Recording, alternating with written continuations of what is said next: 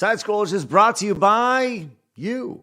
If you'd like to support the show, head over to patreon.com/sidescrollers.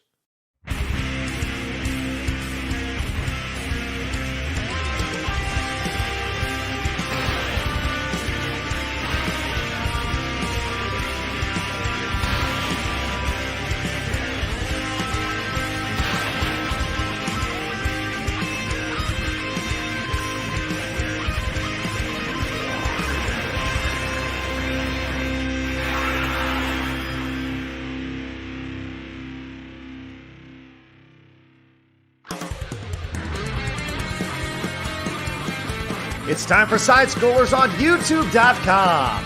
With me, Stuttering Craig. You got a goal? Go get it. Adam Rigler. Hi, buddy. Blab. Hi, chat. I love you. Mwah. And producer extraordinaire, Travis Key. Hi, guys.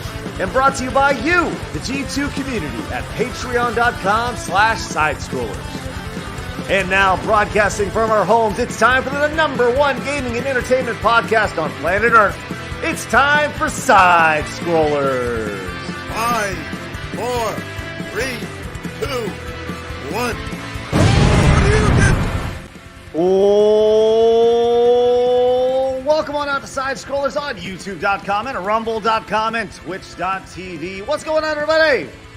Happy Tuesday. What's going on, Stutter and Craig? Welcome to the #1 video game and entertainment podcast on planet Earth. Good morning, everybody. Hello, hello. Let's introduce everybody. As always, joining us, the greatest producer in the world. It's Travis Keys. Hello, Travis. How are you, buddy? Good morning. Actually, I had my speakers up way too loud, and that woke me up, boy. Wake up! I'm here. Ready to go. The lack of tomato is great on you. Yes. It looks wonderful on you today, Trav. Good. Do you have anything in your eyes today? I don't. My eyes are just dry. Oh, good. That's just dry. No shards of glass or fingers or knives. No. Good. Speaking of knives and shards of glass, the bare knuckle fighter dipping her hands just straight. I watched You ever seen Kickboxer, Travis? The movie with Jean-Claude Van Damme? Yes, I have. I watched it yesterday. I can only imagine Blabs dipping her hands in resin and glass in a kickboxing fight. It's the Guamanian queen, the kickboxer extraordinaire. It's Blabs. He called me Blobs, and first of all, I like to point out, I think there's something in my eye besides context. So if you let me see me go off camera, it's because of glasses. But I have a really short story for you today. I had a little bit of tire trouble this morning. What? What? Karma, did he just say? I did. Anyway, I had a little bit of tire trouble this morning, and it was downpouring. And last time I had tire trouble, I could hear my tire leaking really badly because I had a huge ass nail in it. Anyway, it was downpouring this morning. I looked like a homeless person at 5:30 in the morning, kneeling against all my tires, trying to hear in the rain if there was a giant leak in my car right outside of work at 5:30 in the morning. Someone must have thought I looked like a nutter. I'm just like, hello? Freaking rain. Couldn't hear anything, so I guess it was fine. Anyway, I filled it up too. Just Hold on. So it's raining, and you can actually hear the air leaving your tire? No, I couldn't. That's why I was like, yes, we're okay. It was just low tire pressure for some strange ass reason. It was like low by 1 PSI. And the car was like, who knew? So it's fine. Your car tells you about your PSI. And By the way, well, you read the label on the door, right? And then it requires 33 in the front, and it was at like 30 or whatever. You have the sensors, right? Yeah. That tell you. So like popped up, and I was like, bing! I was like, not again. And it did it right when you started driving. So the air in your tire. It was like I was like 20 minutes into my drive at work, and it was like, bing! I was like, I was going to say the air in your tire expands as your tire gets hot, so it'll actually gain pressure as you move. But well, yeah, that didn't happen. This is true. Look at Travis knowing all about air pressure and tires and stuff. This is Tire 101 with Trav. I know a lot more about cars than most gay people. Now it's tires. So. I love the idea that like Travis knows so much about a lot. So you can give a million 101 classes, but as soon as it gets into 102, Travis is out, right? Like, a little bit about a lot. It's like glass blowing 101 with Travis Keys. It is like, how did Travis know about glass blowing? Man, I'll tell you what, I am beyond excited for our guest today. I am really, really stoked. First time appearing on a podcast in a while, but a live streamer extraordinaire, a pianist, everybody. who is spectacular at playing the Travis. piano. I wanted to make a joke, but Of course you did, which is why I said it twice. Of course. Joining us today, Desiree Wright. Hello, Desiree. How are you? Hey, pianist. Gotta be careful how you say that. Is it pianist? I say pianist because I just don't want to sound like a part of the male anatomy. So I just say it that way, whether it's right or not. I think it's actually, you know what? There's actually a really important way to figure out how to say this correctly. And there's a fabulous YouTube channel that tells you how to say all sorts of things. So I actually would like to pull this out and I like to figure this out because I've always been told pianist, but you are the pianist.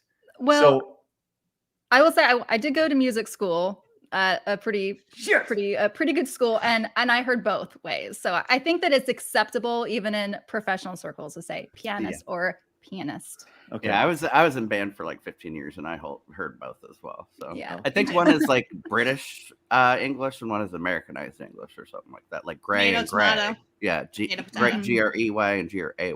They're both Let's- gray. Let's go to YouTube and find out together. This is the American Pronunciation Guide. Let's find out how to say this word. Yes, say it.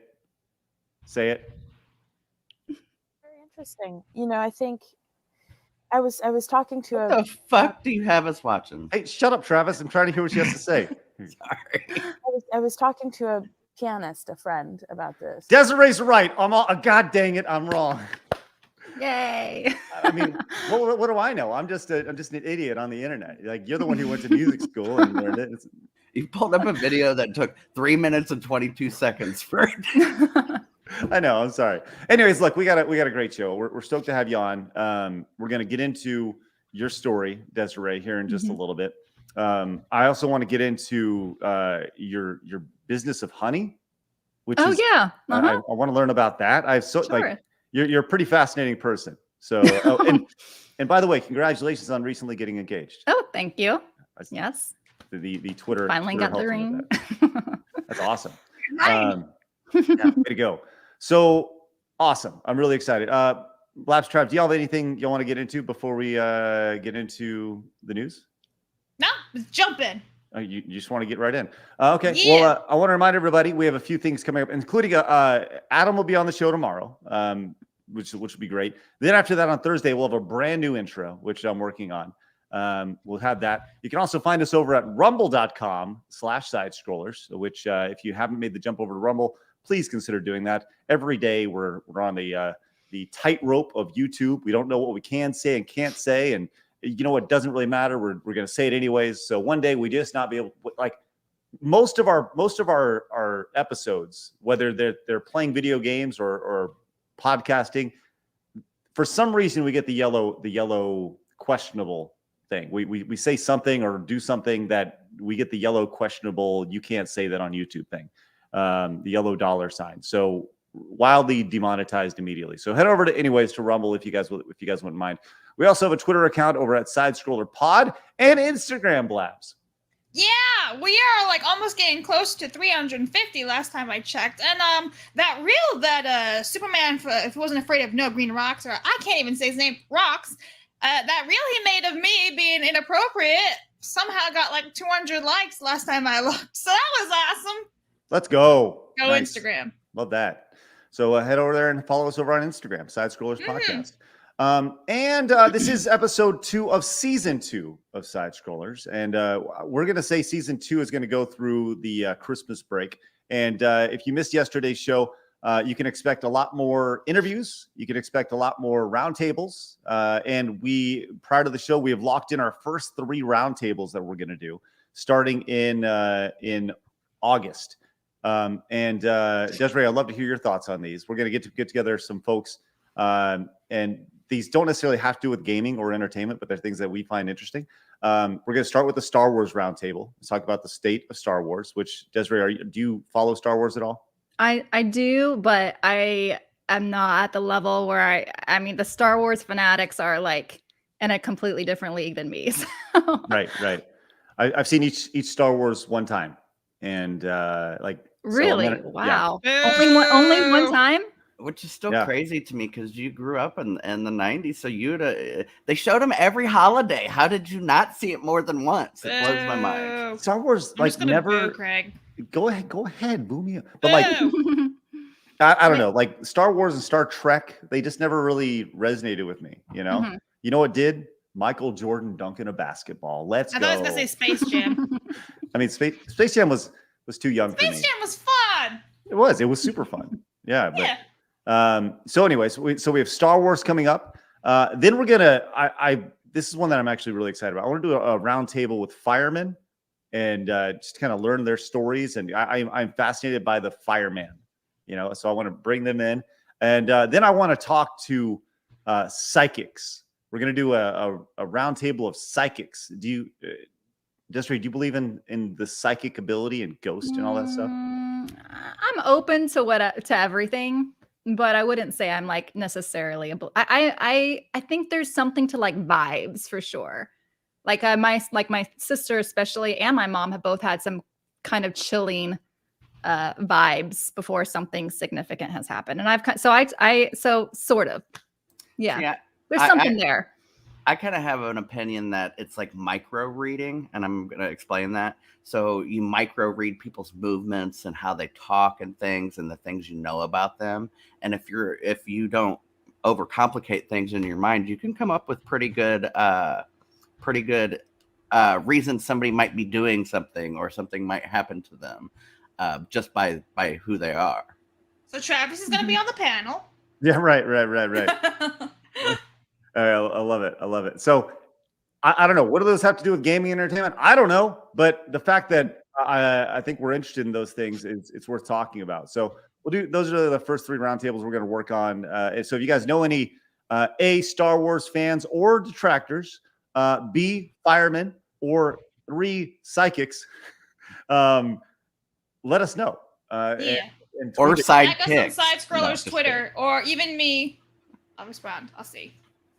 No sidekicks, Travis. No sidekicks. You could argue that sidekicks are the sidekicks of everybody, but who knows? All right, so that's what we have coming up. And obviously later today, I'll be continuing with Yoshi's Island as you guys continue to knock me down. I'm 100%. No, I'm on level 4. But I got 100% all the levels on level 4. It's been insane. And then tomorrow, how many Blabs, levels left do you have? Oh, there's 6. But at one point I was up to level 5. I got knocked down to level 3. So it's been an ongoing. Which game have you played the longest? This one? This will be by the time I'm done with it.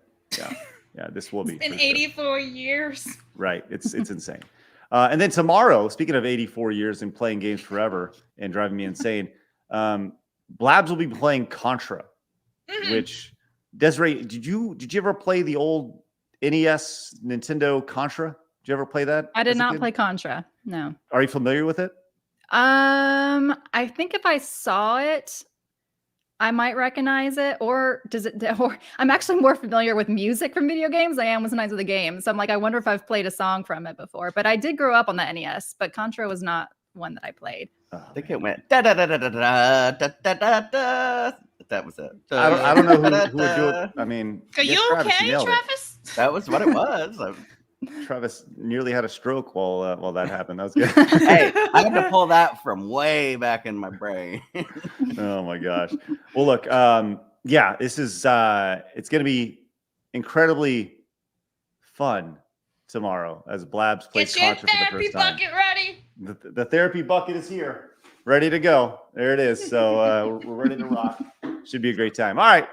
We got a few super chats and Rumble rants to get to before we even get going. Thank you guys very much. Mark the Cyborg coming in says X-Ray Girl is a grade 9 Canadian Royal Conservatory pianist. Sorry. Please get Desiree to be her friend and talk her into playing piano on stream. Desiree, do you know who X-Ray Girl is? Are you familiar with X-Ray I do not Girl? know who she is. So X-Ray Girl and Mark the Cyborg, 2 great individuals we have on the show regularly. And X-Ray Girl, she literally does X-rays for a living now. But I think that would be a great connection. And if you guys could maybe do some duets sometime. I don't I see how just that want to goes. hear the classic dun, da, da, da, da, da, da, da, da, da, da, you know that one. The Not everything is heart and keys. soul from Big. Sorry, Oh, is that what you're talking about? Heart and Soul? Yeah, isn't that the song? Heart and I don't soul. know. Yeah, this one? Yes, Yeah. Yeah. Whoa! I got my piano He right here. just though. whips around and goes. That's awesome. Oh my I was gonna gosh! say, and you played the fancy version too. Wow, you just killed it so quick. That's awesome. That's that's like a really iconic scene when it comes to like movie history. The Tom Hanks on the giant piano with the, you know what I'm talking about, right? Mhm. Like how often do people like, can you play that song? Can you play Chopsticks? Like, is that you know, actually, a lot of piano teachers are super snobby about it, but I think it's a great way to teach improv. So I actually teach it to my piano students because they all love it. And so, like, you know, you can learn like the basic, you know, left hand part, and then you can like show them how to make it a little fancier, you know, or you know, and just do like different variations, and then the right hand part too. So actually, I really like Heart and Soul. I've always liked Heart and Soul, and yeah. That's So, funny. That first yeah. way you play that, I taught myself how to play the piano when I was little because we were too poor. And that was how I learned that song. And then I started playing with the right hand of it and then playing with the left hand of it. And that was how the first time I fucked with it, that was the da-da-da-da, you know, instead of 3 together, it was 3 in a row. Yeah. I honestly think like anything that makes you happy in music, you should pursue. That's kind of my general belief. So I hate it when people are gatekeepers in any world, but especially the music world, because I feel like if it's bringing you joy, then go for it. You know, Man, that's awesome. That's a great mindset. I Even also love that. kazoo Have you ever played players. anything before? Me? Yeah. Oh, you, Craig? It's funny you mentioned that, and Travis mentioned the kazoo. Hold on, please. Pardon me, just 1 second. Oh no, he's getting a kazoo. Just hold on. You guys talk amongst yourselves. All right. Well, anyway, I know how to play music. I played flute for like over almost 10 years. Oh wow! So I played quit flute right in before middle college. school. Yeah, so I started in like the end of 3rd grade and I stopped right when I went to college. So I can read the right hand for piano because that's the same key.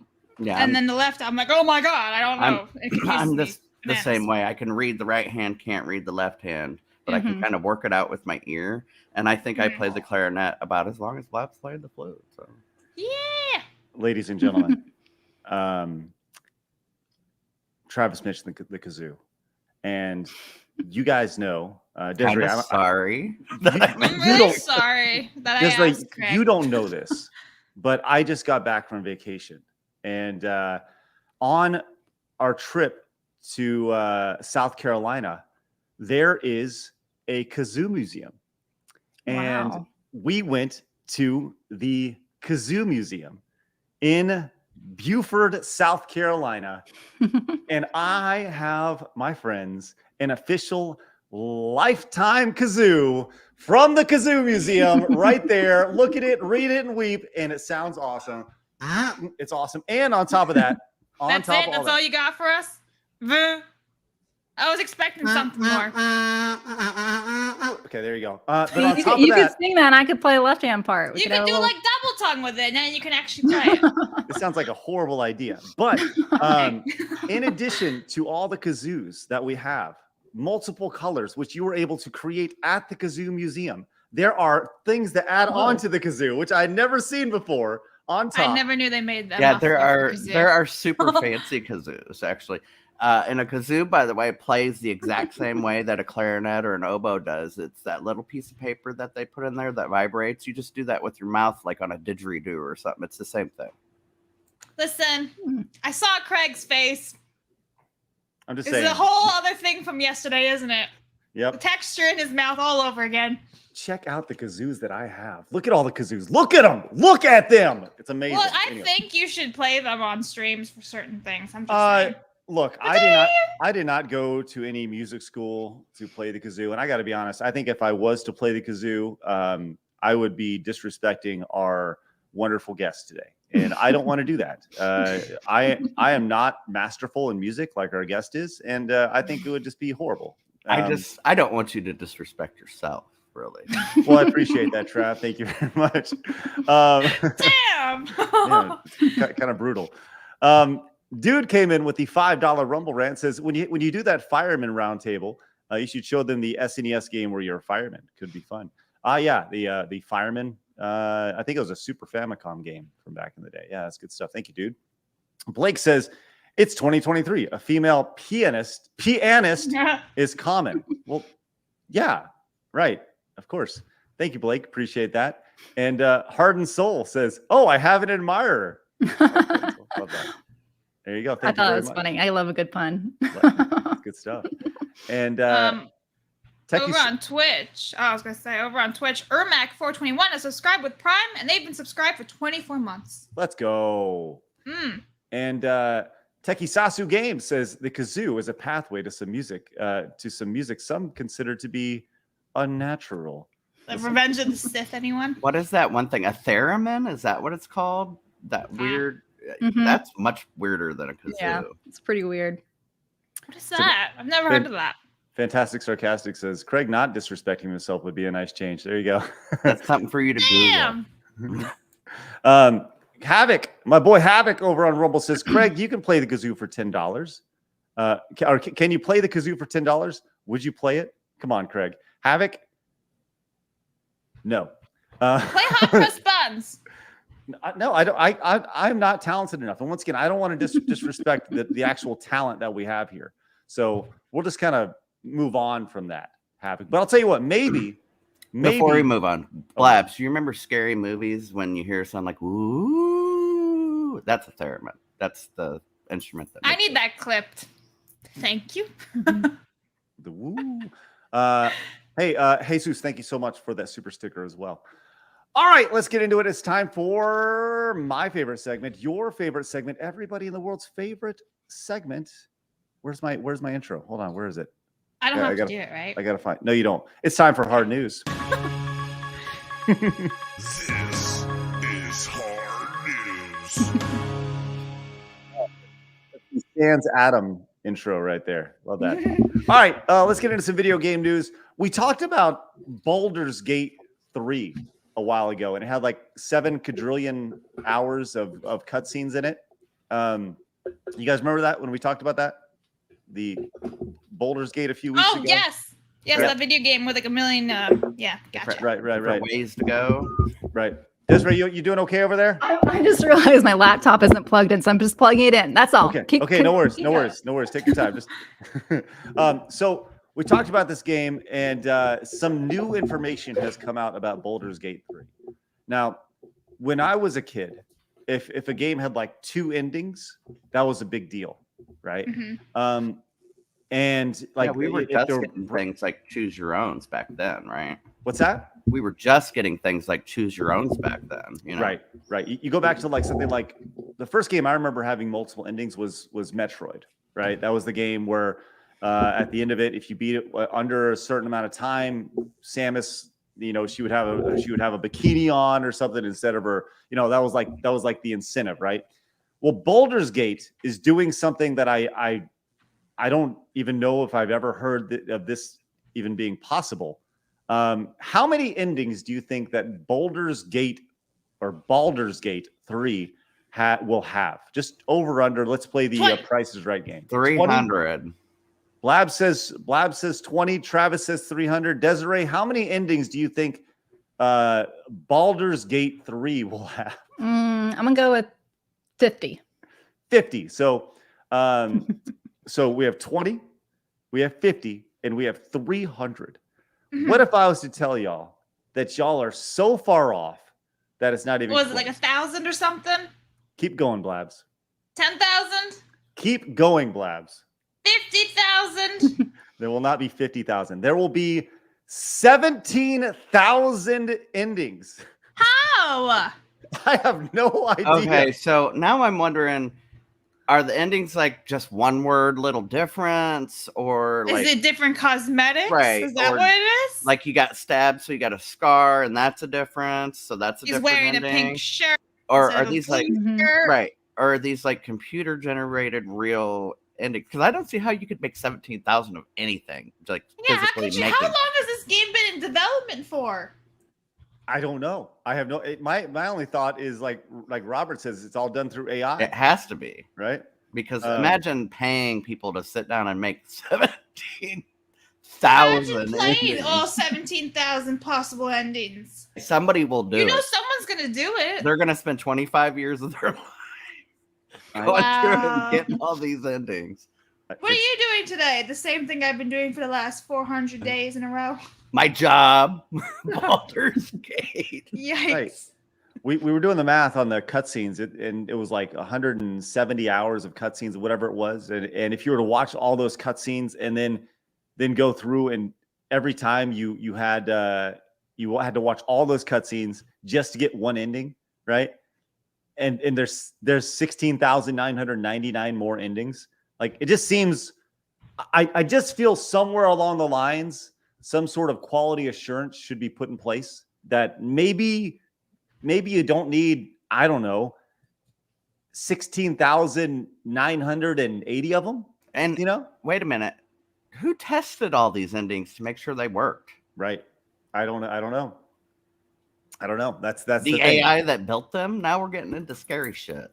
Like we're long past that. So anyways, that's the most I've ever seen ever. 17,000 of anything is a lot. Desiree, do you play a whole lot of games? So I played a lot of Destiny, which is kind of the group that I was a part of, maybe still part of in some people's minds. And so that was kind of like my main game. Before that, I was playing, the Halos and Call of Duties, first person shooters. And then back in the day, I played a lot more Nintendo stuff and stuff on the GameCube. But honestly, I haven't played a whole lot since Destiny. I'm kind of been this last year really just not as into the games, but I do want to get back in. Well, I don't think Baldur's Gate is probably a game to get back into it with. No. It's funny. Fantastic Sarcastic says, what I'm hearing is that it has a replay value, right? Jeez. Right. I don't know if that's accurate, but Static Blue says, sounds overwhelming and unnecessary. Yeah. Trying to 100% the game will take you like 4 years. Okay, let's put this in perspective. Let's think about an old game, Mario, the first big game that, everybody knows about. What if there are 17,000 ways to end that game? Well, I mean, there's really just one, is you jump over Bowser and you hit the thing and then he dies. That's my point. Wouldn't it be just like stupidly stupid at that point? Like, because you never know if you actually fucking win the game. Which one's winning? I think there's a lot of things that are stupidly stupid in the video game space right now, Travis. And I think having 17,000 endings is definitely one of them, to say the least. Let's go to our next story, which we're going to be quick with the news today because we want to get in and talk to Desiree about her life and everything that she has going on. But we have another story. Obviously, Travis found this story, which was amazing. But GTA, Grand Theft Auto, is obviously it's been massive for over a decade now. The new Grand Theft Auto, I think they're talking about GTA 6 coming out here in the next couple of years. But every time they release a Grand Theft Auto, it's a game that is still making money, not just money, tons of money, hand over fist every year, every single day through microtransactions, new users coming in, new players coming in. It has been it's unlike anything we've ever seen, right? Grand Theft Auto is ridiculous. In Grand Theft Auto, there are restaurants that you can eat at. And recently at San Diego Comic-Con, there have been a few pop-up restaurants, which have become a thing the last few years, really since probably 2020, 2021, when COVID really hit. If you guys remember, Mr. Beast does his pop-up thing everywhere. Yes, the pop-up restaurants where they go out of a kitchen. Do you guys know a whole lot about this process? I watched a video about this. So they're out of like existing kitchens, and they just essentially throw the branding on. These kitchens make food for like 8 restaurants, and then they just they make the food, they throw the branding on it, and then they ship it out. Right? That's Ghost Kitchen. It's kind of like a subcontracting, I guess. But there's a company that went out and created a couple restaurants from Grand Theft Auto as pop-up restaurants called the Clucking Bell and the Burger Shot, which these are restaurants in Grand Theft Auto. And guess what? Take-Two saw it and was like, and issued a cease and desist order to prevent the pop-up Cluck and Bell and Burger Shots restaurants from opening at San Diego Comic-Con, which this may be the funniest picture I've ever seen in my life. I'm just gonna. Yeah. I still don't. Maybe it's because they fear getting sued or something, but I think it's free promotion in my mind. Well, it's not free because they are clearly paying for it, right? These people are paying for it. They have all the branding and well, I meant on their part, like GTA's part. It's free promotion for them. Well, in theory, you're right, but here's where your theory falls short, because Take-Two isn't controlling the messaging. That's what all these companies want to do, is they want to control all the messaging. And if they were like, this is too genius for Take-Two to really execute on, right? If one of their marketing people was like, we should have a whatever this is called, a Cluck and Bell and a Burger Shot pop-up restaurant there, then it's okay. But if the Cluck and Bell opens up and they're like, welcome to Cluck and Bell, what the fuck do you want? And people are like, why does Take-Two talk to their customers like that? You know, that's where Take-Two gets upset. So, you know, it's just interesting. I think this is an interesting idea. So I want like fried chicken now.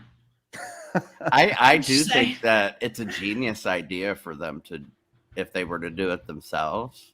I mean, if you own a big franchise like that everybody who plays it knows of this thing, it's going to be a meme thing. They're going to go there for the meme, you know what I mean? Or for the gram or whatever they want to take a picture of or whatever, you know, people will spend their money there just to spend their money there.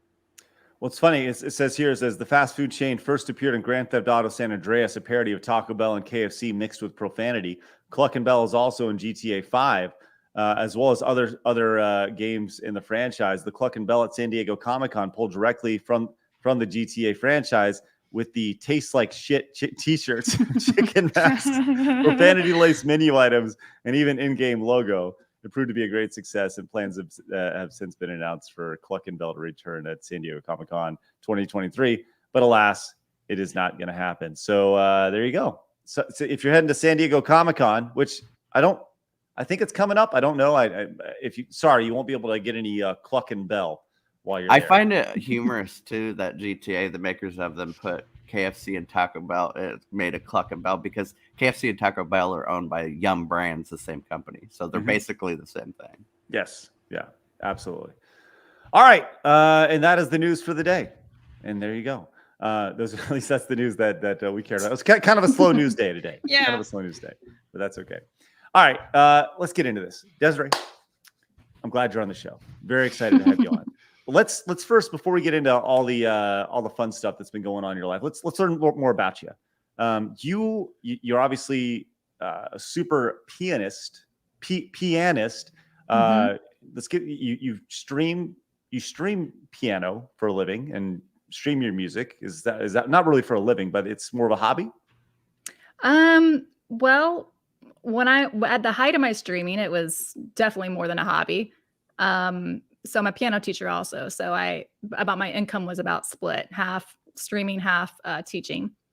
But I took a break last fall and just started back up on Kick. We'll see how that goes. Awesome. Ooh, I like Kick. Yeah. So I actually started streaming the game. So do you want me to just kind of tell you how all this craziness came about? Yes. Okay. So I've been a pianist my whole life, and like I said, went to school for music and dabbled in composition and stuff. But I also really like video games too. And one day I was playing the game Destiny, and Destiny had only been out for maybe like 3 months. This is the first Destiny ones was back. This was back in 2000 and early 2015, and I just really fell in love with this one piece that was playing, and I really wanted to play on the piano. So I went to the internet and did a search, couldn't find the music anywhere. So I thought, I'll just listen to it and come up with my own arrangement and then put it on YouTube with some sheet music in case anyone's interested. And so I did, and it got posted to the Destiny Reddit site by somebody, and it took off.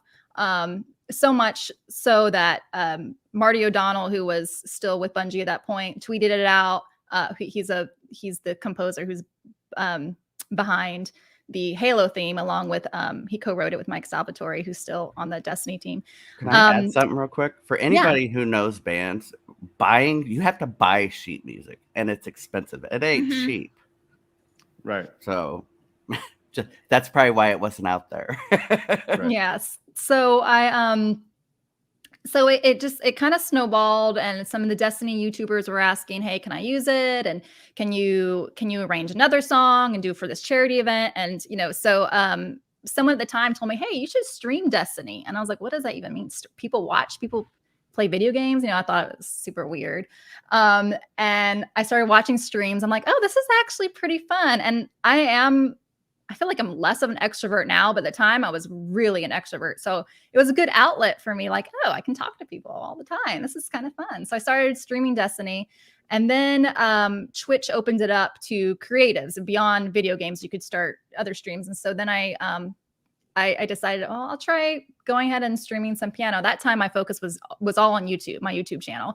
And I was just making videos to put up on there. And so I started streaming piano and streaming video game tunes.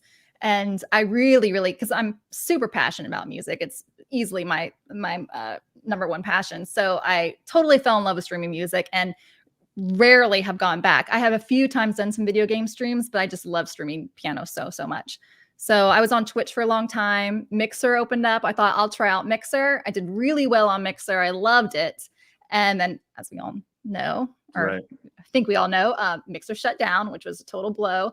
Went back to Twitch, did all right on Twitch for a while, and then 2020 happened and the world got crazy.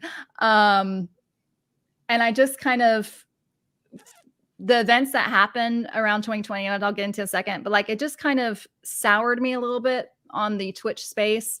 And to be fair, I had a lot going on in my personal life too. Like the last year has just been super chaotic. So streaming sort of took a backseat. It's hard to stream when you're really stressed out, like you're having to entertain for a big chunk of time. And so sometimes it just does have to take a backseat. So kind of combined with everything else that was going on, I hadn't streamed a lot, but I kind of feel like, this is maybe the time to start things back up. And I'm going to have some plans for my YouTube to really kind of, and I'm going to start posting other places as well to start doing more tutorial videos. That's my next venture. And then I'm also doing side composition for indie games. And that's really what I would love to do long term, is do more composition. Oh, cool. So, that's awesome. Yeah, that's the professional. That's kind of like a condensed version of professionally where I've been. Well, so you left Twitch. Did you not really feel welcome on Twitch, or? So it's really weird because I felt well liked in the Destiny community. I'm older than a lot of the crowd. And so I feel like I was kind of sort of put more in like the older sister mom sort of role. And I liked that. And I've always been I think I've been a pretty positive person. And I realize now, I think that I had some hubris, or really underestimated people's capacity for thought outside the binary thinking. So, when COVID started, well, it actually was really that last election with Biden and Trump, right before the election, I just started seeing so much nastiness, and mainly it was on Twitter, but like a lot of the streaming, my circle is all on Twitter. So that's kind of where everyone sort of interacted. And I just, it really hurt me. I mean, like truly it hurt me because I'm not even, politically, I don't align with either party. And I have been vocal about that. Like, I feel like I was actually critical of Trump at times.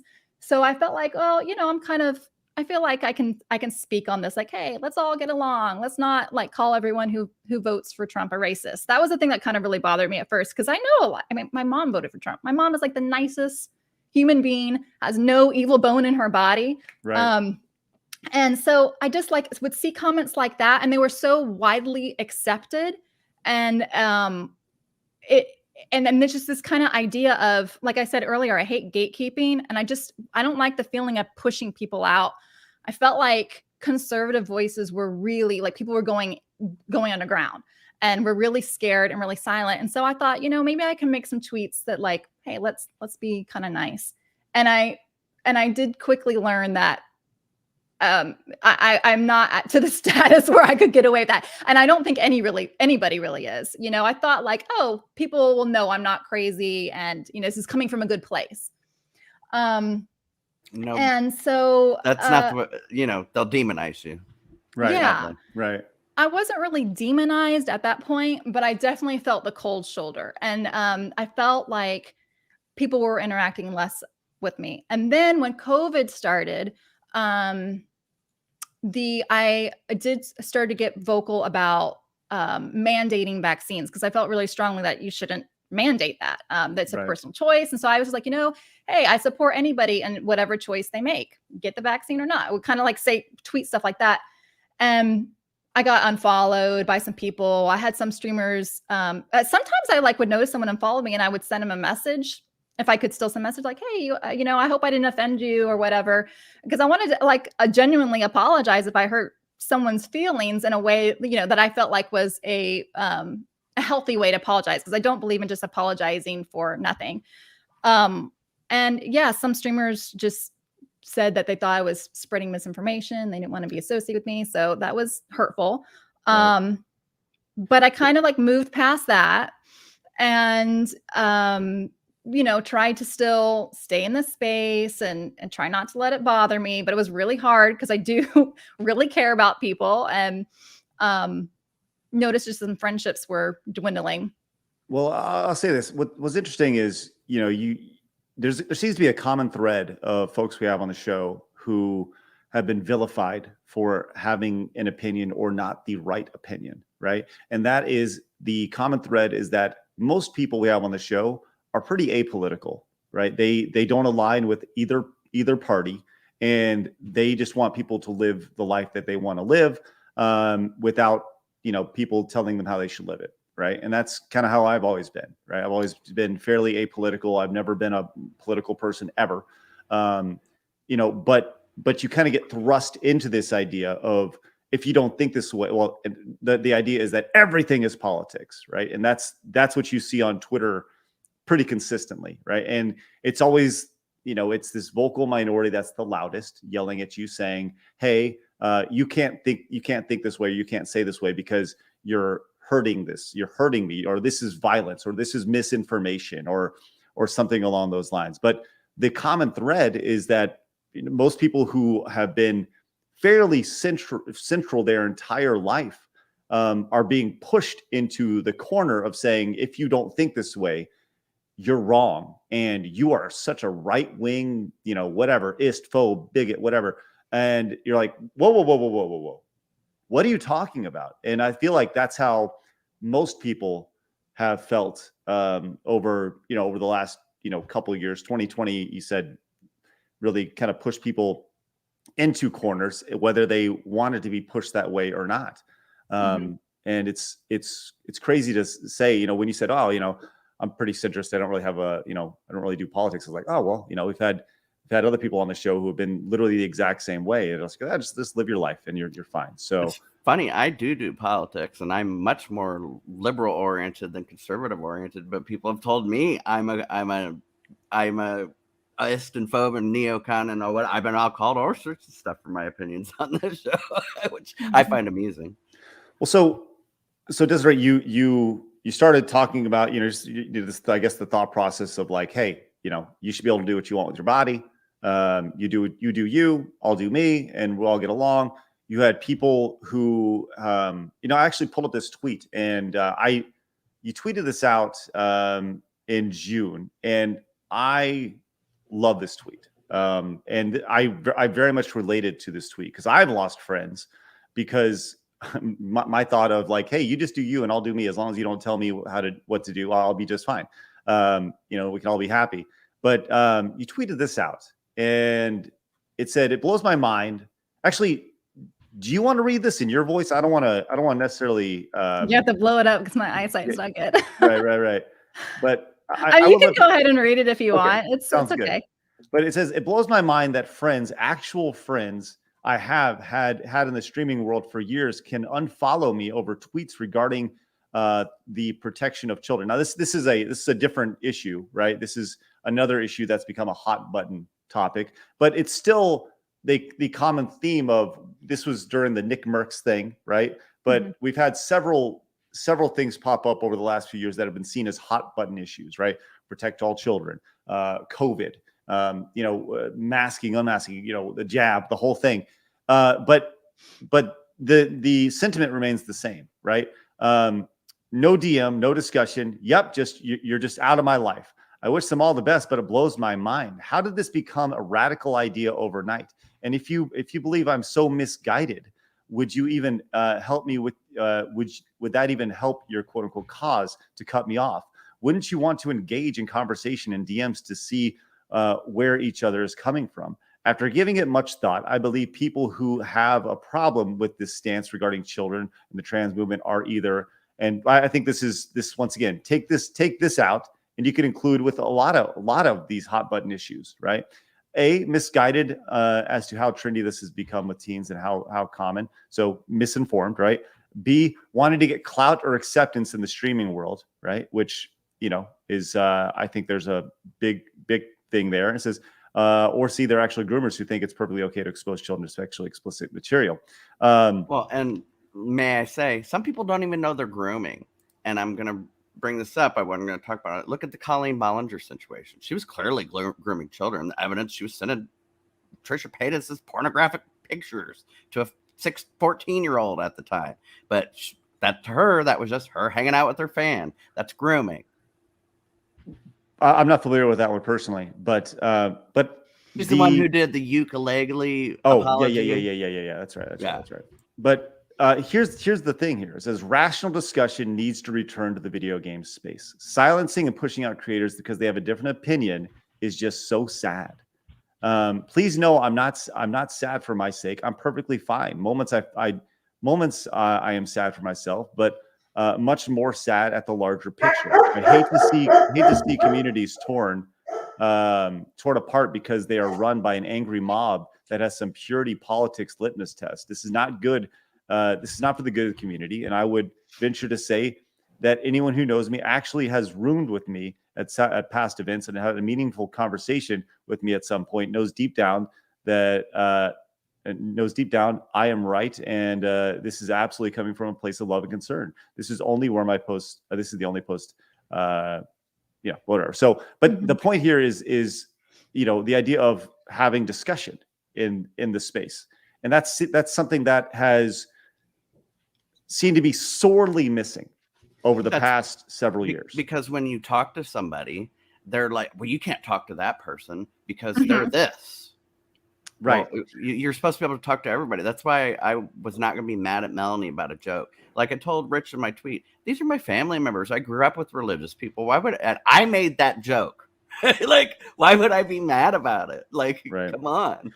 Well, Desiree, so this kind of goes back to, obviously there have been a lot of these hot button issues over the last few years. And this kind of goes back to so you felt slowly pushed away from friends that you thought you had for a long time, and then they just decided to totally disassociate with you and they kind of ghosted you. Is that right?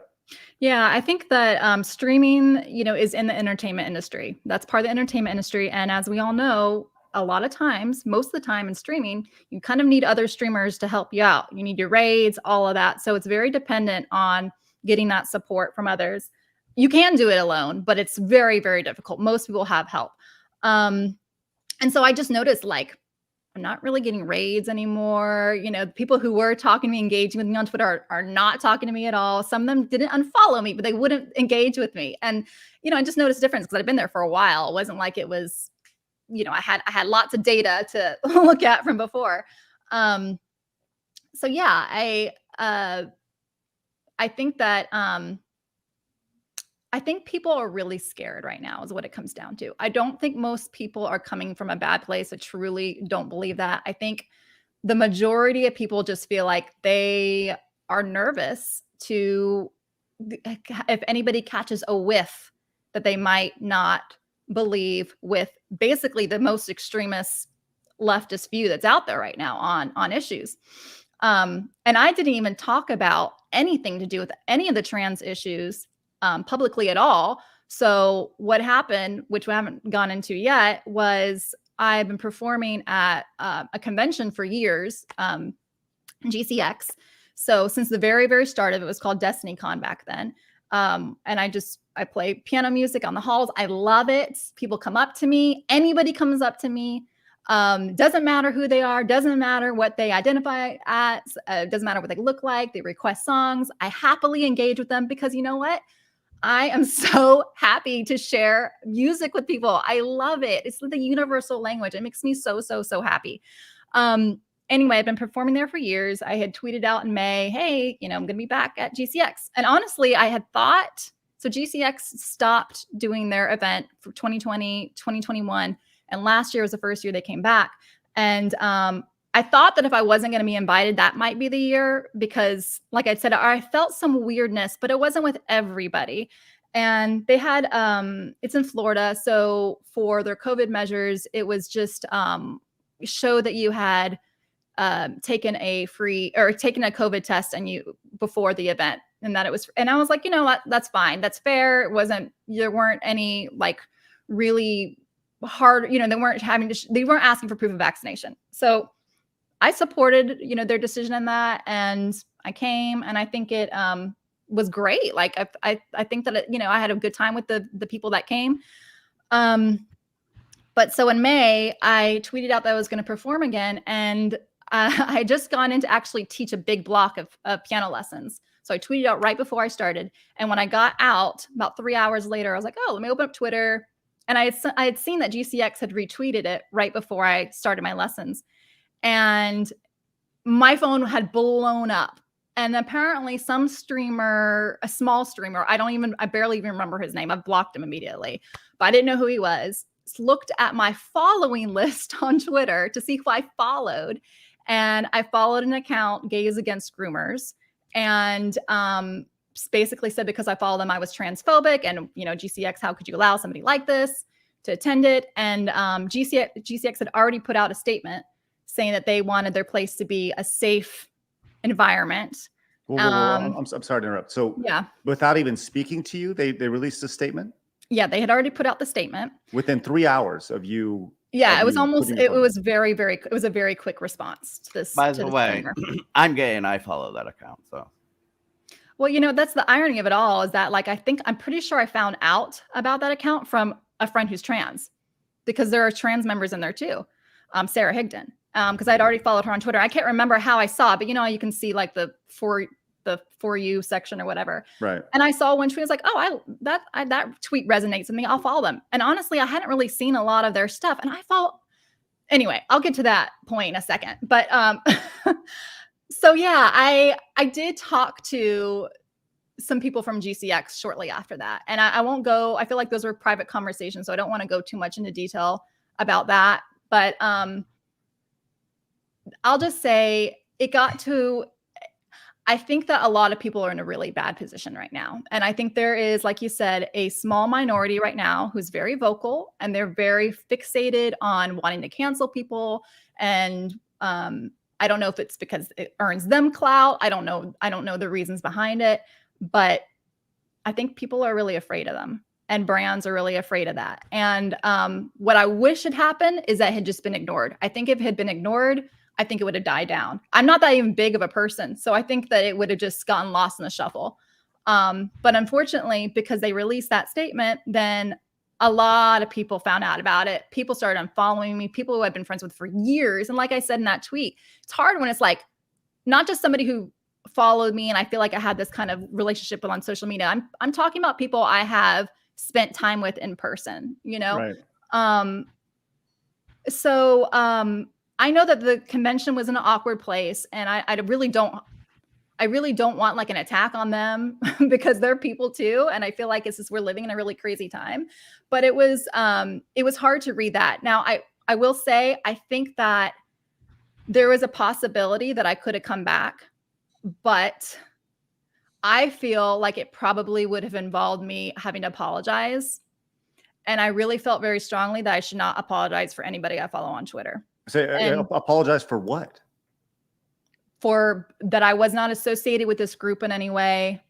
So Sorry for hurting people's feelings or making them feel I don't align, like putting out something, some kind of statement. I'm not going to say that they said that. That was just my feeling that like, right. if I really wanted to stay and perform, I feel like it would have had to be something like that publicly. And I just didn't, that at the end of the day, I have to sleep at night and I have to be true to my principles. And I just feel like apologizing for something like that is such a slippery slope. I follow a lot of people on Twitter. Am I responsible for every single tweet they put out? Right. Or other people being held to that standard?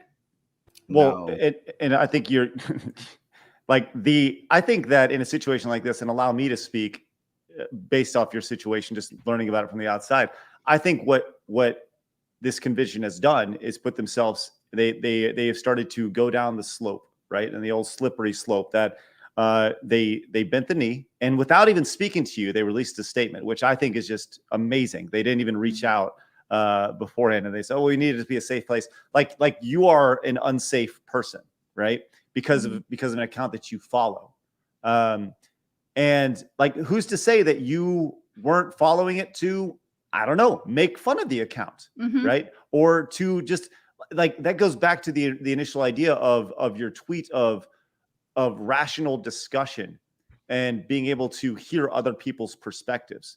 You know, we are in this, everyone has these bubbles that they want to be in. And the idea that you can't follow it because that may be damaging to some people, which is like the most asinine way to think. Like, because you follow somebody, it's hurting other people, is just fascinating to me. Travis, what were you going to say?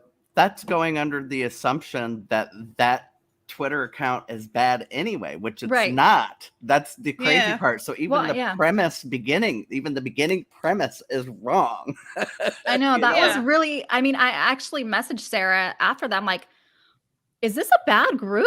And she's like, no, I'm a part of it. And I like look back at the tweets. I'm like, listen, I mean, maybe they're a little aggressive sometimes in their messaging, but I didn't see anything wrong with what they were posting. And again, I mean, like, let's say it was a crazy group, like it's still following on Twitter.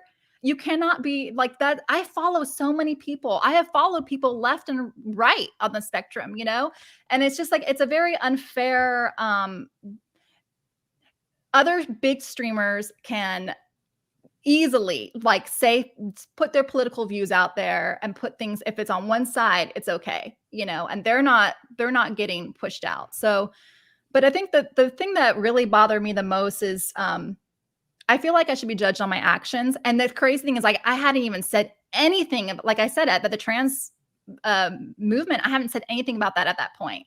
That just got brought up because somebody saw who I was following. And then when Nick Merckx, when that news came out, that's when I did put out a few things here and there, but still not in a rude, aggressive, you know, way. I wasn't like saying, you know, all trans kids need to die, or I don't know, like the way people respond to something is absurd. I really hate false equivalencies. And what they're doing is they're equivocating you following this account as they're a hate group, she's hateful. Well, first of all, they're not even a hate group. Okay. You can't equivocate somebody saying, I don't want children learning this as anti-gay or anti-trans. I'm gay and I believe it. So how is it anti-gay? You see what I'm saying? Like, come on, let's not be stupid. It's crazy because even if you follow an account, doesn't mean you actually have to agree with them, right? It's just you want to know what they're saying. You want to know what this person's up to. Doesn't mean you agree with any of that stuff. It's just curious. And like, apparently you can't be curious. You can't question. It's just like stick to narrative and listen to what you're being told. And that's it. What if you do a podcast like us? Yeah, and you follow them to see their views so you can talk about it. Yeah, right. For news. Well, this goes back to, you know, or privately to talk about it with your friend. Right. You know, or like I said, or to make fun of them or whatever, you know, like it's just, you don't know why somebody could be following things, right? This goes back to, you know, 2020 and the reason why I left Twitter to begin with, you know, however long ago it was I saw this happening where you mentioned, you know, your mom, she voted for Trump, whatever, and whatever. So did 80 million people. But what you saw in the gaming space is this just tremendous change that has happened in the gaming world, the gaming culture, the gaming community. In 2020, I saw multiple brands that were, the best communities online, welcoming communities for all, that were literally saying, look, if you voted for Trump, don't follow us, don't watch us, right? And these are brands that are seen to be extremely welcoming. Well, it's very welcoming if you think like them. And that was a stance that many brands took. Now, these brands, many of them were based in San Francisco, LA, New York, right? And their thought was, look, if you don't think like us, just don't watch us. And that seems to me like the most asinine way to think. Like, I feel, on this show, we welcome all perspectives, right? And that's the way it's always been. Now, conversation has been something that has been very, very hard to have with people who think certain ways, right? Because they push everybody out. Or if you want to have that conversation, they see you as they don't want to be associated with just having that conversation, because just even having that conversation can be seen as harmful. And a lot of times because they canceled people for that very thing. Right. So, Yumi in the movie says, so since when did following become endorsing? It's people who live in an echo chamber who think everyone else should try to cancel people. I follow people I don't agree with just to see what they have to say. Right. Yep, exactly. That's crazy. I So mean, it's 1984. we're Right. living in it. So yet you've gone out of your way to really stay cordial and nice when it came to GCX and this convention. You put out this tweet just saying, like, the people that organize GCX are great people. I also know so many people at St. Jude who St. are Jude also, is like their big sponsor. right, and they raise money for St. Jude, like millions of dollars for St. Jude. And I've actually I've raised a ton of money for St. Jude too through stuff, and been out to St. Jude as well, the hospital. They invite streamers out there. So I had a relationship with St. Jude's too. And I wasn't clear on who was behind, me not wanting to come, if it was GCX or St. Jude. So that's why I mentioned them. okay. Right. I kind of see it this so if you're standing outside 10 feet away from somebody and they yell something racist, are you guilty? Because you're standing 10 feet away from them? Or to put this even further, if you were to go to GCX, and I would have a really hard time thinking that literally the thousands of people who attend this convention or any convention would think a certain way or all think a certain way just by being at that event and having people with different perspectives. Are you endangering those people by having a different perspective or being around people that have different perspectives or thoughts on an issue? Are you inciting violence? Yeah, I think this is when it becomes dangerous as a society, when we make people out to be these violent people, or that they're dangerous or whatever for opinions. Opinions aren't dangerous. Actions are dangerous. Opinions become dangerous when people act on them. And like I said, like, that's the thing that, like, I still can't wrap my head around, because I just can't even put into words. I feel like I get emotional when I talk about this, but I love music so much. Sorry. Do your thing. It feels like a magical power. I know this sounds so hokey, but it really feels like this magical power. I love connecting with people about this, Sorry, shoot. No, it's okay. Listen, this is you. Preach. Do your thing. This is I'm a very important. emotional person, like, when I talk about certain things. Anyway, and so I was like looking back on some pictures actually just the other day, because I just started a website. So I was looking at pictures from these past events, and just me smiling, talking to so many people. Like, I would never, ever, ever make someone feel unsafe or chastise them or anything. If we're bonding over music, to me, that's what it's all about. But it's like, I hate, that's what I hate right now in the world, is that there is so much discord and just people wanting to be in tribalism. Like that's what was bothering me initially to speak out, was a tribalism. I don't like it on the other side either. And in fact, like when there was a backlash against the convention, I mean, initially people, non-streamers were definitely way more in support of me when, if you look at the tweet that they put out. Streamers weren't saying anything. They were very, very quiet. All the big streamers, a lot of them just unfollowed me. But actual just convention goers were very much in support of me. Well, then the group found out about it, Gays Against Groomers, and then there was a big backlash. And it was actually hard to read some of those tweets, which is why I put out the other tweet, because some people were saying, oh, are you now harboring pedophiles, blah, blah, blah, blah, to the convention. I'm like, I know these people. No, they're not. I know that they're just they're in a bad position. I still wish they had handled it differently, but I don't want the convention to be hurt. I don't want St. Jude's to be hurt. Do I want this to change with businesses getting overly involved in politics? Absolutely. I definitely want a change. And I know sometimes it's like, well, you got to kind of have to hurt to have a change happen, but I still don't want to see that happen to them. They're just trying to put food on their table too. So it puts me in a really weird place, because like when this story broke, I mean, I had some people saying like, we could really blow this up. We could really, really blow it up. And I just feel like, at the end of the day, like, who am I? I am an artist.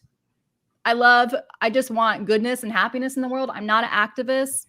I really don't want to get dragged into this mess, and I don't want my story to get warped, and I don't want like crazies to come out on both sides. Like that, to me, that's just drumming up more, hatred. And so I've like really wrestled a lot with this. I wrestled coming on. I mean, like, I can't tell you how many times I thought maybe I should just cancel on this podcast. Like, it was hard for me to even come on here, because I don't want things to, I'm so nervous about things getting worse for talking about it. Sure. So I guess at the end of the day, I just wish people could just chill out, be more open-minded, less to jump on the hatred cancellation train, and remember that, like, especially people who you've met and you know their hearts, give them the benefit of the doubt, because that's the stuff that bothers me. It's the people who I have known to be completely just ghosted. That's what hurts. Well, and that's Sorry why for ranting. It's like when I was talking about replying to Rich earlier on our show, he was talking about our show for you, so that you understand. But I told him, I know people like her. Why would I be mad at her for making a joke my family makes? I would be a hypocrite if I did that. You know what I mean? Right. I'm not going to be a fucking hypocrite. Well, I think that your passion about your art obviously shines through, right? And but who do you vote for? Sorry, Craig. Right. Or how do you think a certain way, right? And but there's some people who, it goes back to the tribe mentality of this situation where you're announced, and you're still, once again, you've gone out of your way to really take the high road here, right? Where you're saying, like, look, the people are great at GCX, right? And by the way, I've been there before. I've done stuff on stage there before as well, several years ago. It's a great event. The venue's awesome. Run by really great people. And I do agree that ultimately it's like, I don't know, lack of a better word, it's like zombies, right? They smell blood, and people move to that space, and they're infatuated by this space for whatever meat they smell, or blood or brains they smell. They go in that direction until the next thing. Then they all turn and they rotate and they go, oh, brains, and they go over here. And had this event, I'll say it, you don't have to, had a little backbone and just stood with you and said, like, look, she's just following an account. I think said anything. Well, yeah, or just whatever. You would have had maybe a handful of people be upset, and those people probably never would have showed up at the event anyways. Oh, actually, I think it was the person who initially tweeted that out even said, "I will never go to an event in Florida." Right. And they're not planning on leaving Florida, I think. So I mean, it's like, yeah, why are you catering to this person? Mm-hmm. Following up on your tweet, there was this perspective, which I always like to, you didn't respond to this on Twitter, but you had your tweet. You're saying people are still great, and this person said, just a thought, maybe don't support. By the way, by following, you are supporting. By the way, a hate group. And again, it's not a hate group because they don't want children to learn about sexual ideas. That's not a hate group. Right. If you're still wondering why, it says calls for the eradication of the trans community, which I like. You hear that word thrown out a lot. The idea that's crazy. There are literally trans people in the group. So. Right. And who said that? Right. This is what I kind of have a theory about this. It's about power, kind of. So these people, they get involved in canceling somebody, and then oh my God, I am right, because then it's self-justification. If you did it and it happened, then you're right. So now we do it again, and we cancel somebody else, and now you think you're right even more, and now you have this power. You can go around. I kind of think that's almost kind of it's almost brainwashing yourself in a way. So as I'm going through and I'm trying to find the statement that GCX made on Twitter. I'm guessing it was a reply because I can't find it in their main tweets. It was in May. They might have deleted it by now. I don't know. Well, and that's the problem that I have with it, is that if you're going to say it, why delete it? Yeah, right. And to be fair to them too, this says they were investigating, so they didn't officially ask me at that point. But they didn't even reach out to you. Well, as soon as I got out, I reached out to somebody. How were they investigating? And actually, I'm sorry. Sure. When I got out, I had a DM saying, "Hey, this was released," but it was before. Like, I didn't have a chance to talk to him before that statement. And I feel like that statement kind of already, did the damage was done already by putting that out. By basically, it gave it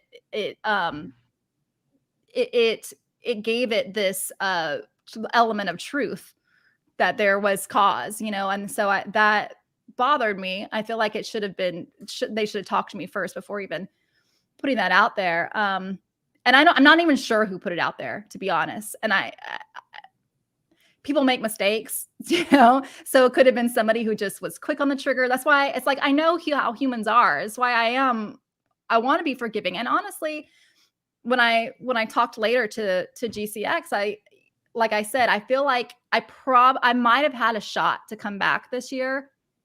I knew would come with other stuff I wasn't willing to do. And I said, I think it's probably best if we part ways, at least for this year. We can leave the door open in the future, because at this point, anything they do, they're going to get crap for it. Mm-hmm. And so I just don't want to be involved in that. I know they don't want that. It's just easier to just kind of like, let's just not worry about it for this, at least this year. I don't know. Maybe next year, maybe the world will calm down a little bit by next year. I don't know. I mean, I'm open to things. I'm still hurt by how it was handled, but I think it's just more of a commentary on like where we are in the video game world. Right. And it's a scary place. Michael comes in and says, first time ever on this feed, was a fan of Screw Attack back in the day. Is this not a gaming channel? Confused. Well, look, Michael, gaming and entertainment, right? But this speaks to a much larger issue in the gaming space. This is something that has changed over the last few years, obviously since Screw Attack was around. There's definitely been a dramatic shift in the gaming space, spearheaded by people. So by a small minority of people that are just very, very loud. That's why we're talking about it, and that's why it's important to talk about these things, because there are places on the internet where you're not allowed to talk and have these conversations, and that's just silly. You have to have these conversations. You should have these conversations. Well, so especially in places like when you have these people in this group and then you discount their voice. Okay, so there are gay and trans people in that group, and they're clearly being discounted because I think that's homophobic in and of itself. Is it not? Well, I mean, I don't know. You're the one or transphobic as well. you're the one who needs to answer that question, I Travis. think it is. So that's my opinion. I think if you're saying that group is out to harm children when they're trans and gay people, and they're saying we're here trying to protect children, and that's what they talk about, that is homophobic. That is transphobic. That's exactly what it is. Right. I think it's just the point where it's like if somebody just says it's a hate group, they just accept it. Exactly. I don't even know how much investigation there was into their Twitter account. Right. And I think this is actually, I did find the tweet that they put out, and this is the issue with something like this, right? Where they say this morning our team was made aware of social media interactions that do not align with our goal of inclusivity, which our organization and team believe in. We are taking immediate steps to address the situation, and we'll always do what we can to ensure GCX is a safe, inclusive space for all gamers. I feel like this statement, this is a backhanded comment that says you are not safe and you are not inclusive by them making this statement. Because naturally, what's going to happen is this: somebody goes, "Well, what happened? I'm always out of the loop on these things."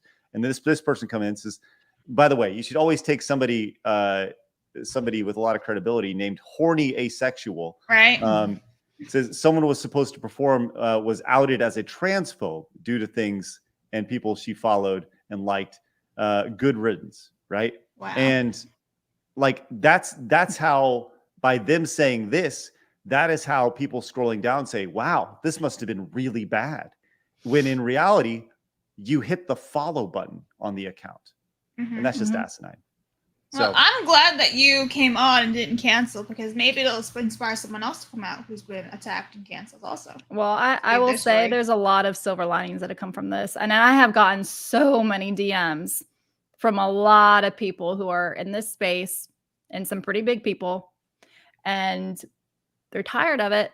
And, so, I mean, if it gives some other people some strength, or just to feel like they're not alone, then I'm glad for it. So. And I think that's a big part. That's one of the big reasons why this show exists, because I know that there's way more of us than there are of them.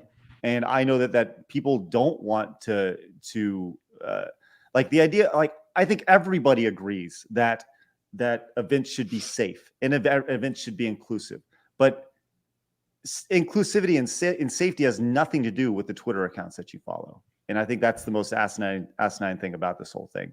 So the question is, how do we fix this? How do we fix this larger issue in the gaming space? Like, do you have any suggestions, Desiree, on how we fix this big issue?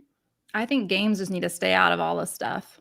I think that, like, if I were making statements that, St. Jude kills children, and that video games, if you play a video game, that means you're going to go shoot up a school the next day, or something that actually pertained to what that convention was about, then I could see, like, okay, maybe this isn't the right person to be performing at our event,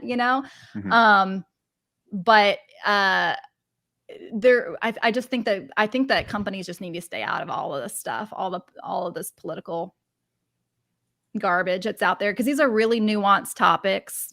It's very hard to speak about these things in a black and white way, especially on Twitter. And I know that it's so many entertainment companies are just getting so comfortable with feeling like they can speak for an entire company. And I know for a fact that there are people in various companies who do not feel the way that some of these companies are, they don't align with the statements that are being put out. I just think that, like, companies just need to return to, like, their focus, video games, or, whatever their actual focus is, and all businesses, but, definitely in the entertainment industry. I actually think, as a gay man, I hate when companies use the pride flag during June. Bothers me to no end, because they're just trying to make money off of gay issues and trans issues or whatever. And I think that in and of itself is like taking advantage of people. Oh yeah, my favorite one was when Disney made the Stormtrooper Pride Funko. So Stormtrooper is basically a Nazi in Star Wars, right? But then you put a Pride cover over it, and it's like, okay. So you're gay and you're a Nazi Yeah. at the same time? And it's one of those things I've said to a couple people. I won't say his name again, but it's one of them things. It's when you're in the act of trying to be inclusive, you're being exclusive, and you're and in the act of trying to support gay people, you're not supporting them because you're only doing it 1 month. How about you just be okay with gays all year round and stop putting the flag up in June? Right. And then taking it down as soon as July pops up. Exactly. Oh, yeah. Right. How about you Economics. actually do something to, help homeless gay children or whatever, instead of putting a flag up and making more money because you did it? Right. Let's go read some super chats and some donations. You guys have been excellent today. Thank you guys very much. And like I said, these are important conversations to have. And Desiree, by you coming on, I want to echo what Blab says. Hopefully, it gives somebody else the courage to come on. And we appreciate you coming on and not being afraid to speak, because it is a heavy topic. It's a big moment in your life that will ultimately shape you and shape a lot of people. There's a trickle down effect from this. So we appreciate that. Well, and it's one thing when you demonize people like that, you push them to the other side. You're pushing normal people to the extreme. And honestly, I feel that because there's times where I was really mad, and I had to, thank goodness I had some advice from someone else who had gone through a really big cancellation. I won't get into his story, but he gave me a lot of good sage advice, because there were times where I really wanted to, I wanted to go to some of these bigger places and, have a little vengeance, but I had to stop myself and think like, no, I know these people, they don't deserve that, and it's tough. It's really it's just a really weird time to be alive, I just wish that they felt the same way about you as you do about them. I think that's the thing, because you're saying they don't deserve that. They might feel that way, but they're not treating her that way. Well, that's what I'm saying, though, right? Desiree's got to do the right thing anyway, and I'm not trying to sound like Mother Teresa here or anything, but I am painfully aware that I am way more loyal to people in general than they are to me. But again, I have to sleep at night, and this stuff literally will keep me awake. I mean, right. I remember when I have done things where I'm like, oh, that wasn't the nicest thing to say, or that wasn't that, I stress out about it years later. I can't handle it. I don't know. So, I mean, it's kind of actually a little of a selfish thing in a way, because it actually makes me feel like I'm doing the right thing, and it is the right thing, And this is the person who feels bad for shit for years that y'all may not come to this thing because she's dangerous. Right. God. Let's go read a few of these really quick. Mark coming in talking about the 17,000 endings of Baldur's Gate. Says a game written with the depth to give every player a unique ending crafted by their choices isn't something we should be protesting. Hashtag justice for Baldur's Gate 3. It's protesting. It's just wild to think of. And I will say this: if every ending is built, customized for them, hey, go crazy, right? Right. But it's something unknown, and no one's ever done that before. Why not? Right. Samurai Knight came in with the 2, says, you never apologize to the woke mob. Right. Cream NATO says, so if a reporter follows a Republican for news, but believes they are racist, does that then make the reporter racist? Yes. Or is it all just BS? According to some people, yes.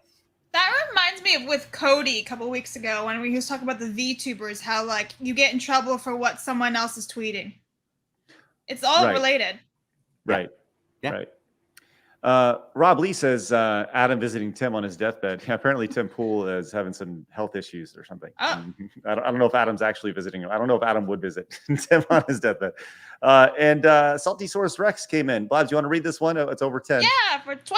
It sucks to hear things like this happen to people like yourself. There aren't many places to hear people play music, and we'd love to support you. Not sure if you met the 199 or a Salty Army, but we'll support you. 199, that's the Geeks and Gamers community. Salty Source, great to have you in. By the way, as far as supporting Desiree, everybody should go over and follow her over on Kick. If you guys wouldn't mind, head over there and hit the follow button, just like I did, so you guys can be notified when she goes live.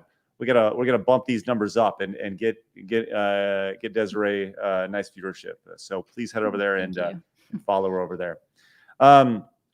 And we have a couple other donations. Says Sal came in and says the issue with these corporations always takes a stance when they shouldn't.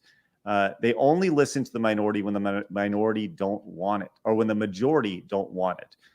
It's why so many companies like Disney are losing money, and they deserve it. Right?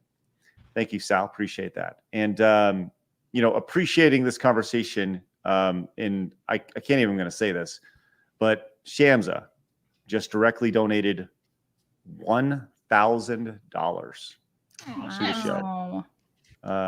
Shamsa, thank you so much. Way to be Shamsa.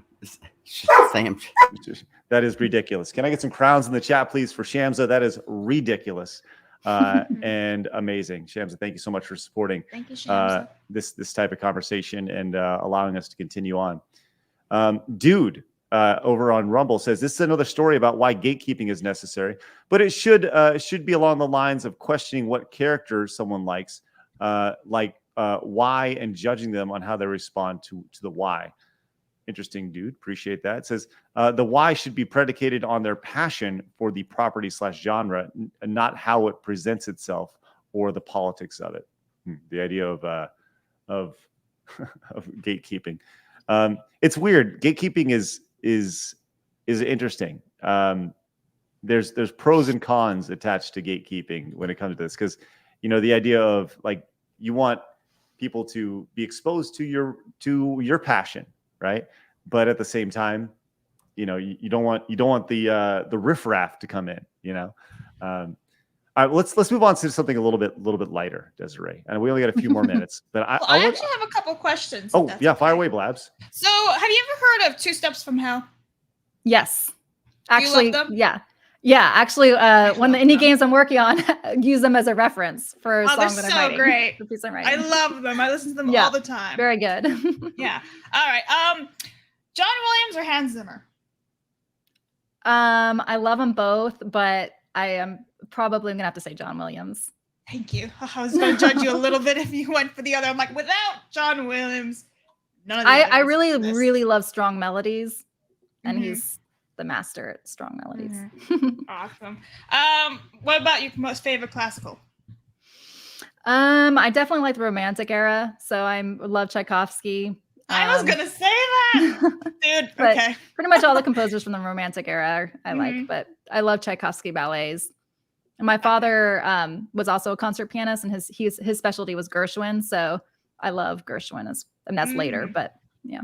Dude, I'm gonna follow you on Kick. I already did. I'm gonna listen to all your stuff now. All right. Thank you. Carry on. Oh, okay, cool. Blaz, by the way, you are now in charge of like rapid fire with Blaz. Whenever we have a new guest, whenever we have an interview or a guest in, we're gonna give you like 10 questions to go crazy. Boom, boom, boom, fire away. I love it from here on out. All right, I love listening to other people with music because I'm a big music nut. I listen to music all the time. So this is love fun. it. I like this.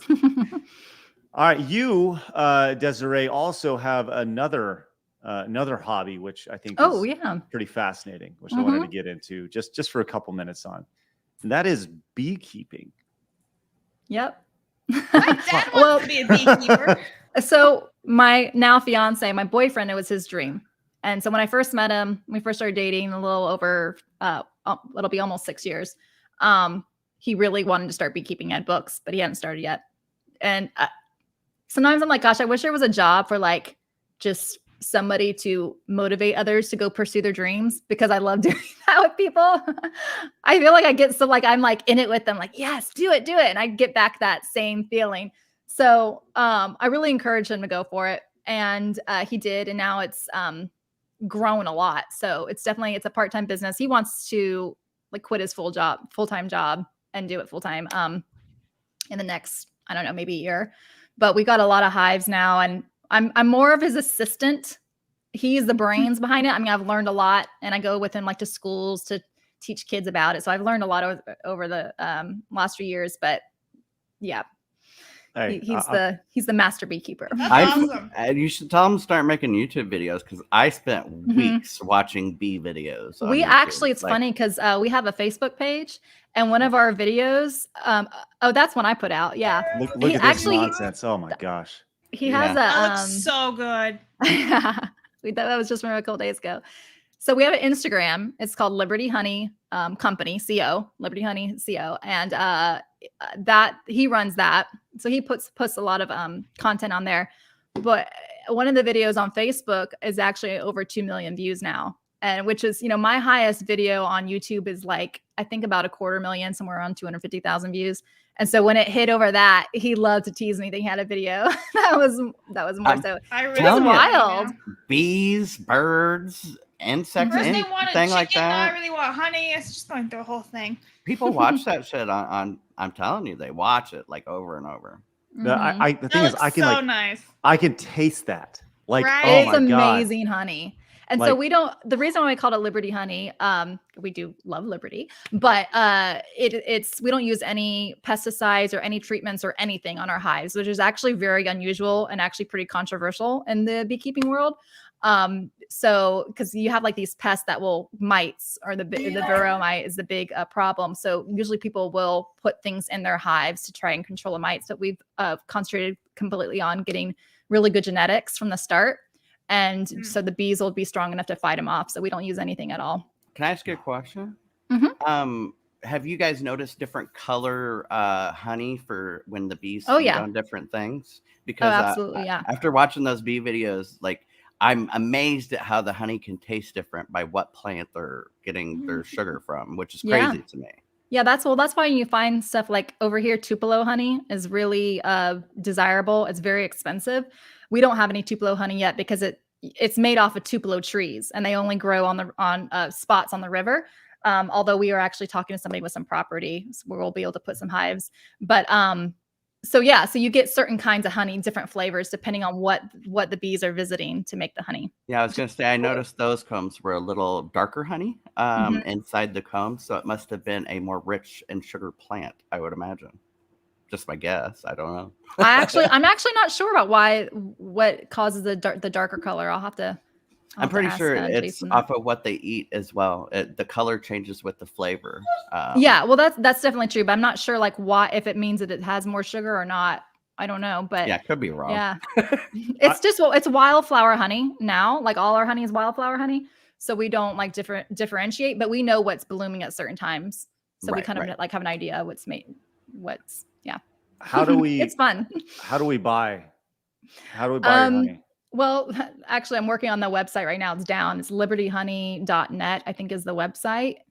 I'm not sure if I'm saying it right, but the best thing to do would just be follow on Instagram, Liberty Honey Co. We have a Facebook page too, Liberty Honey, I think also CO company. And so right now we've been mainly just selling to people locally. I have shipped out a few things, but honey is very heavy. So shipping costs a lot more. So people aren't always willing to pay the shipping fees. But so for now it's been kind of like hey, you want some honey. It's all been like Venmo and just talking in DMs and figuring it out. Man, I So gotta be honest. Like, I am fascinated by this. Like, I I actually can't. found some of it for sale on Bee America. I went to go and follow it on the Side Scrolls account, and Craig already beat me to it. I know. I already followed it. I was like, oh yeah, let's Wait, go. I followed it already? How do we do that? You just did it. I can't stop watching this. Like, it's just like, God, that looks so It looks delicious. so good. And like, and your fiance is like cutting it all slow. It's all like ASMR for your eyes. Therapeutic. It's like, oh, And he's so funny. He loves our bees. I mean, he treats them like they're our pets. They're like not commodities. He's so slow. Like when you put the tops back on, making sure he doesn't smush any of them. Like he loves them. I love him too, but he is one of those people who loves animals way more than people. He kind of doesn't like people, but he loves nature.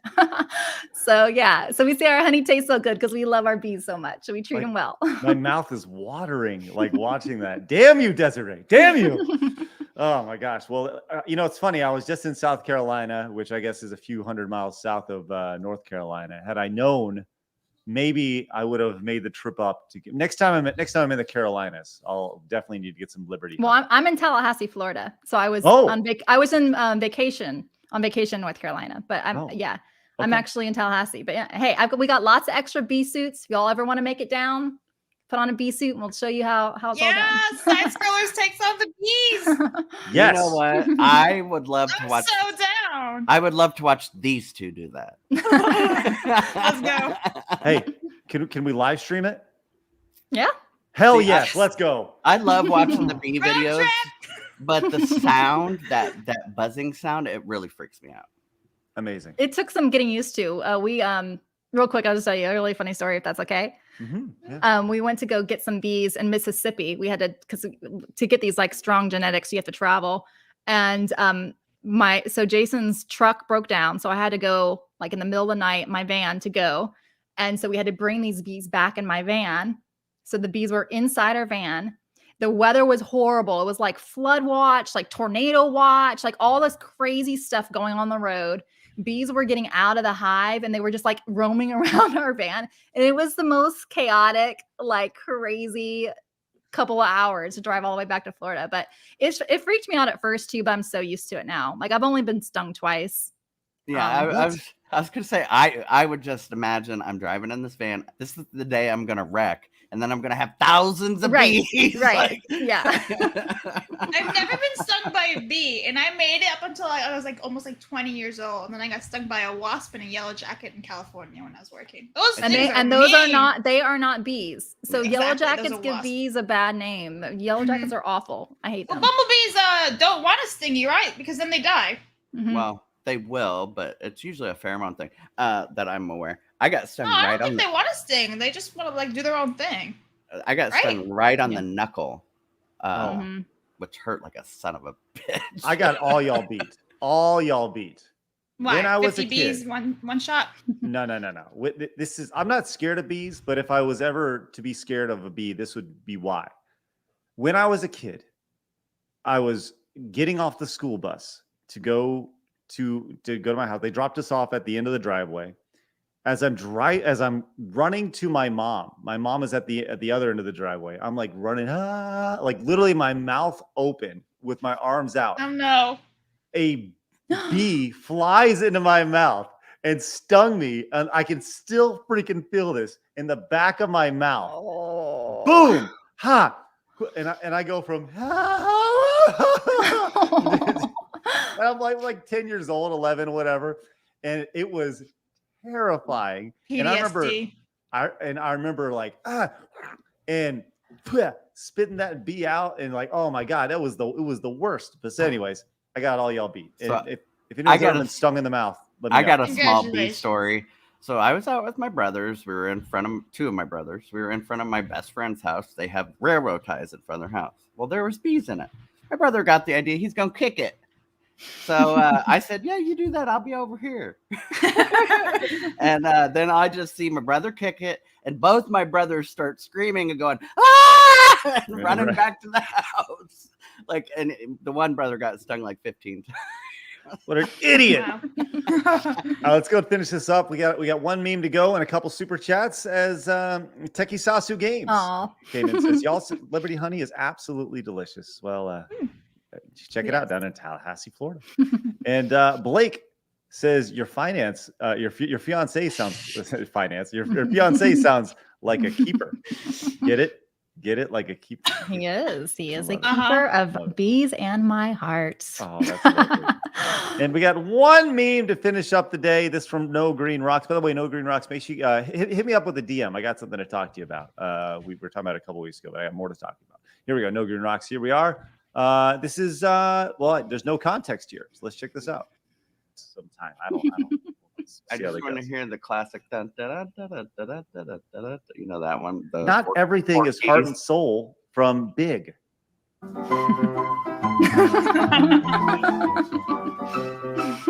Sorry. Oh, is that what you're talking about? Heart and soul? Yeah, isn't that the song? Heart and I don't Soul? know. Yeah, this one? Yes. Yeah. Whoa! I got my piano He right just here. whips around and goes. That's awesome. Oh my I was god! gonna say, and you played the fancy version too.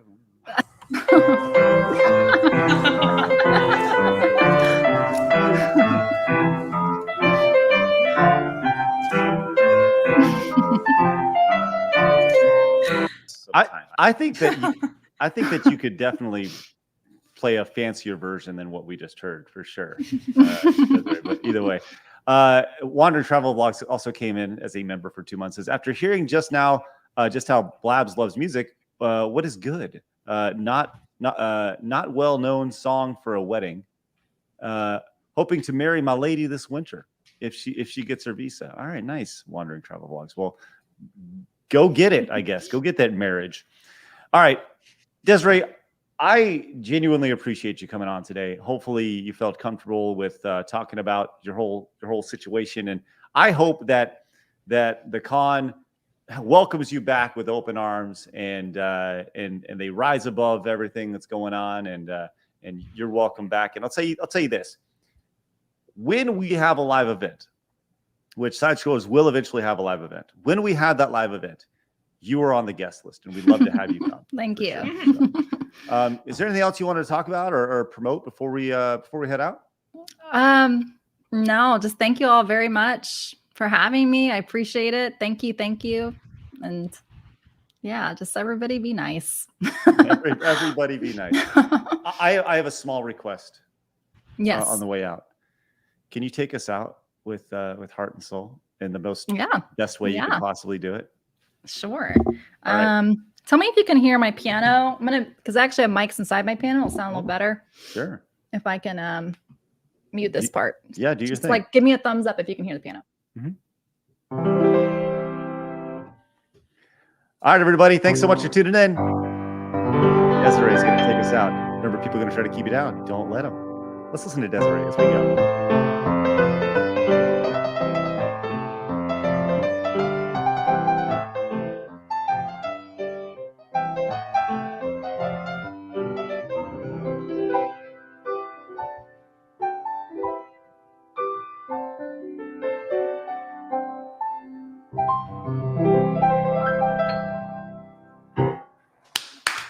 Let's go! I put in a little Zelda's lullaby there at the end because that's all. It's my signature end piece. Just brilliant. All right, everyone, go follow Desiree over at kick.com/Lady Desiree. You guys can go find her. Let's see. Make sure we pop this up right here so everybody can go find her. Really appreciate you popping in, Desiree. Blabs, great job today. Trav, great job today. Guys, remember, I'll be back in just a little bit with the Mario Funathon as we attempt to get through level 4. I'll see you guys very shortly. Desiree, thank you again. Thank you. And remember, guys, people are going to try to keep you down. Don't let them.